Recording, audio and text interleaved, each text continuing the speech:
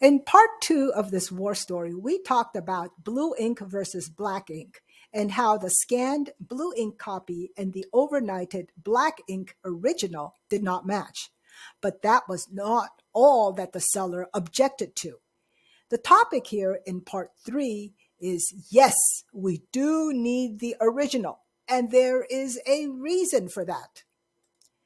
After we cleared the blue ink versus black ink situation, the seller adamantly refused to look for the original deed, even stating that he might have even thrown it away after signing.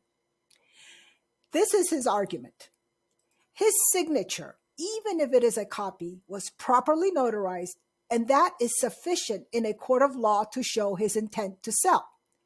Where in the law does it state that we need an original to show intent? Well, our response is as follows. We understand you signed it. We understand you are showing intent to go forward with a transaction. An original signed document is needed by the county recorder's office in order for them to accept it for recording for us to complete the file. They won't accept copies. What if it is a fake document or a fraudulent one? If you go to the LA County website, you can see the recording requirements section on that website.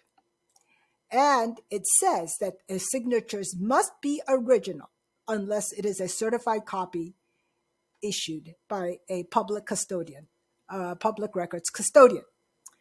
And yes, Mr. Seller, there is a law regarding the requirement for the original, and it comes under Government Code Section 27201B and Section 27279. Now, if you threw away that original signed deed, we have no choice but to send you the form again and ask you to re-sign it in the presence of a notary public again and immediately overnight it to us.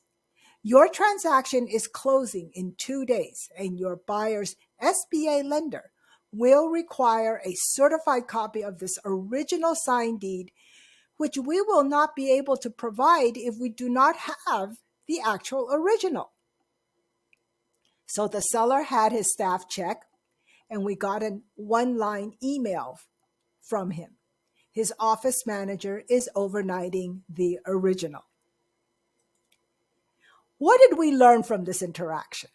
If nothing else, all recorded documents need original signatures, unless it is a copy that is certified by the courts or by a particular government agency that is allowed to do so. This applies to all county recorders nationwide as they maintain the records of property ownership. Once a document is recorded, it becomes a public record, and the consumer relies on it. This is Juliana too from Viva Escrow. And again, the story does not end here. In part 4, we struggle with, is this an original or is it a copy? Yep, that's right. What was it that the office manager sent to us?